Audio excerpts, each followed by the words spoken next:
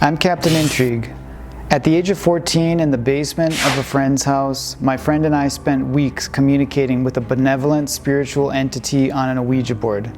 That entity communicated a notebook full of information to us and foretold both of our futures in eerily accurate ways. It specifically warned us of destructive future events, such as a missile that would strike New York City in the early part of the 21st century, causing massive destruction, 9/11 attacks.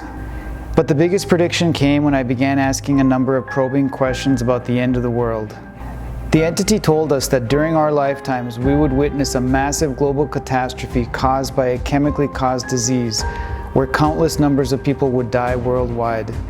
I believe that chemically caused disease might also be known as the novel coronavirus, COVID-19.